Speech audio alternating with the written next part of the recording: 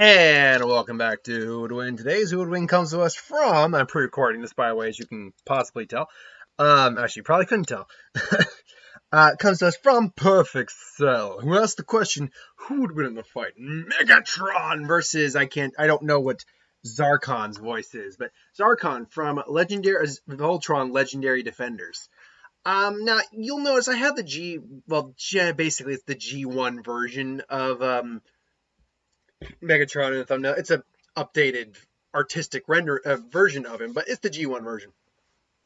Megatron does change throughout a lot of his history, but the general list of abilities remain the same. With Megatron, he is the Decepticon leader. Now, all the Transformers' heights and size do vary to some degree, but Megatron is, roughly speaking, in the same size range as someone like Optimus Prime, who, roughly speaking, is anywhere, all depending on your depiction of him, stands anywhere from like a good solid 15 feet up to like 30 feet. It all depends on which version, and weighing many, many tons. They're metal that they're made of. I can't remember what the Transformers are actually made of. They're actually not made of Earth metal. They're made of Cybertronian metal, I guess it is. But it's more durable than your average material, but can still be damaged by, like modern weaponry like missiles, gunfire, of high enough caliber and explosive power. Megatron is no different. Megatron does have other abilities that, come with him, besides just being a sentient robotic individual with enhanced strength durability. He can fly, and fly pretty fast, able to keep up with the likes of someone like Starscream. His gun, because depending on the version you look at, Megatron could turn into many different vehicles. The original one, though, turned into a gun and shrank down so he could be used. But point being, the gun cannon on his right wrist is powerful enough to, hurt someone like Optimus Prime, who is extremely powerful and can survive massive explosions, and the cannon is capable of hurting them. He's also capable of shorting out electronics. If I'm not mistaken, he can he also has like an energy mace. Is it a mace or an axe? I think Prime had the axes. He had the mace, if I'm not mistaken. And by that I mean more like a flail mace kind of style. Megatron is also extremely deceptive, extremely cunning, charismatic, as he was able to rally so many individuals to his cause. Hence, the Decepticon versus Autobot war. Megatron has also survived basically death, come back as, oh god, what was the name of the, okay, give me a second. I feel like I can get this. Galvatron. That was it. He came back as Galvatron, who was nothing more than Megatron. But he had survived death multiple times. Obviously, his spark isn't eternal like Starscream's is, but he's found a way back from death many, many times. Still, he's hardly invincible. He's been defeated multiple times, been killed on several occasions.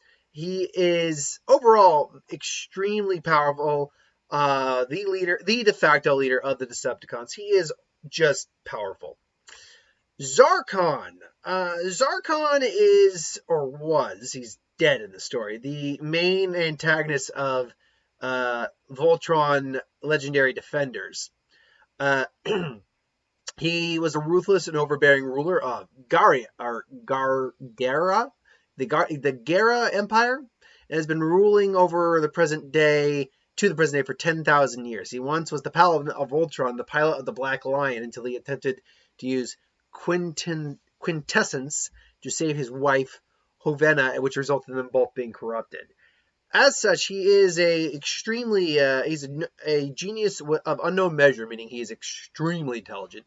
Abilities as a military tactician are beyond reproach, and he has millennia-long reign left him with an unsurpassed ability as a leader. As the former Black Paladin, he possessed the Black Bayard, which is his personal weapon. His skill with it goes beyond mastery. He's capable of using the Black Bayard to create massive guns, dense energy shields, axes, swords, and chain blades, fluidity changing its form repeatedly without breaking or hesitation. Should note that the Bayards, the colored Bayards, are like the unique signature weapons of each of the pilots of Voltron, and they each take a different weaponry form depending on the user. His can take on many forms. The Black Lion was considered, I believe, the strongest one. Given his extremely long life, he has ample time to gain control total control of the weapon and understand all there is to know about wielding it. He's able to commune and connect with the Black Lion from distances that are utterly unheard of, and so was able to track it down repeatedly. He's also skilled at using these augmented mental abilities of his to psychically duel someone for control of the lion, which he has shown great proficiency in. However, after losing to Shiro with the Black Lion's aid in the psychic combat, his link was greatly diminished, even with added power from other individuals. Zarkon's abilities with the Black Bayard extend to his usage within his giant mech suit, able to use its standard sword form along with his chain blade mode. This shows not only great combat skills, but also capabilities as a pilot as well. During his battle with Keith, he displayed the ability to survive in a vacuum. His Zarkon's quintessence enhanced body was capable of withstanding prolonged combat with the Red Lion, indicating a massive enhancement in strength as well, as even Garria's ships have been destroyed by less than what Keith unleashed on Zarkon. The limits of the Emperor's augmented body are unknown, but they are unmatched by any other humanoids in the series thus far.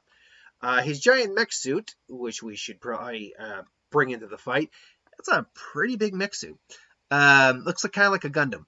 Is an unstable robo-beast like mech piloted by him. It is molded after the image of its pilot. Zarkon is developed by Hagar as a weapon to combat Voltron. There are some issues with its development, though, as various subjects who had tested the armor perished as a result. However, this did not deter Zarkon from entering the armor when Voltron team dared to transport something or other. After disabling it, he was able to deflect Castle of Lions' attack against him before engaging Voltron, and later its component lions in a savage combat. However, the armor was defeated after Shiro recovered the Black Bayard and used it to unlock the Blazing Sword of Voltron.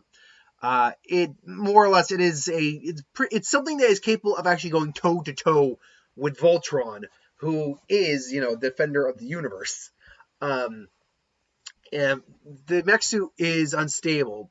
It's remarkably powerful, able to match Voltron in terms of speed, strength, flight, and weaponry. With the aid of all the thrusters on its back, the armor can fly at incredible speeds that are capable of catching up to Voltron itself. The armor possessed the Bayard system similar to Voltron's. Inserting a Bayard allowed the mecha to form weapons for combat, like the blade or the chain blade. This guy eventually was defeated, but this guy is kind of nuts in terms of power. And he's got a cool design too. Like he's got a cool, sleek, muscular, intimidating design. So if these two met in combat, what would happen? First off, size-wise, I can't really find how tall this guy is. He's clearly more in lines with like a human physique and size, but he's clearly taller than your average person. If you get like give me 1 second. Let me get a legit picture of him up here. If you give me just 1 second. There we go. So let's see, full size that bitch, and so here is a general image of him. And you can tell just by looking at him that he's taller than your average person. He's probably standing at like, I didn't watch Voltron, so I don't know. I don't know for certain. But he's probably standing more like at the 7 to 8 foot range, because he's not human. He's humanoid, but he's not human. So, but he's still like chump change compared to Megatron in size. So Megatron detests life, like any non-robotic organism. He detests them. So he'd probably look at this guy like, oh, whatever, I don't give a rat's ass, and try to squish him right from the get. But the problem is, this guy's gone toe-to-toe with the Lion Zords. The Lion, not Voltron itself, but the components of Voltron itself. Giant mechanical lions with a lot of power, firepower, physical strength, combat, and all that. So, I mean, yeah, Megatron's powerful, sure, and I'm certain that a long-term fight, Zarkon would lose. But the thing is, Zarkon's not going to get into a long-term fight with Megatron without some aid, and he has a mech designed for this. The mech, mind you, is much larger than Megatron because it's equal, roughly in size, to Voltron. How big is this version of Voltron? Hold on. Because that's going to be a kind of a really telling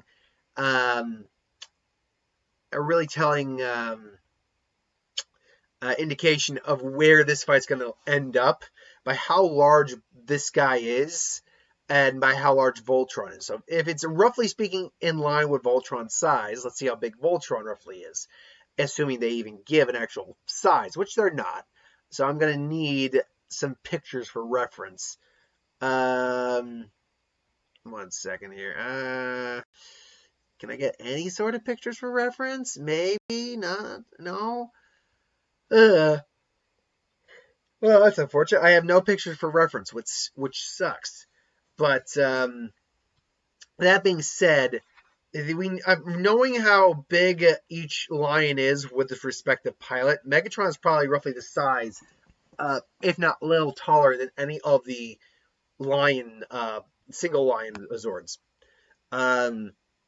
But you add them together, plus the components that make up like the legs and stuff like that, you now get an individual who's now looking to be about, if I were to just throw a random number out there that seems accurate, anywhere from 3 to 4 times larger than Megatron.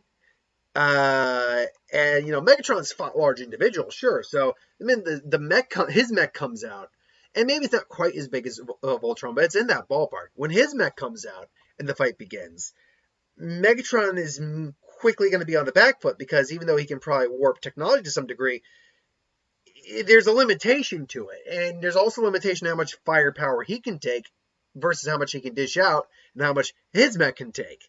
So it's about firepower and whether or not they have a certain ability that could maybe stop the other. Can Megatron override technology? To a degree, sure. Would he be able to override this? I don't know for certain if he could. The defense systems on this might be too strong. That said, it is an unstable prototype pretty much. So you could make the argument there are kinks in the system that allow him to allow the mech to be overwhelmed. Ultimately, what do I think is the most likely scenario in this fight to happen? Well, they'll be duking it out for a while, but the problem immediately comes into Zarkon's mech can take more firepower, can take more firepower, can take more physical hits, take more damage than Megatron can from Megatron. Than Megatron can take from Zarkon's mech. The amount of damage that's going to be dished out is just too great between the two, and the amount of damage that they can both take is too great between the two. The mech can dish out more and take more than Megatron can.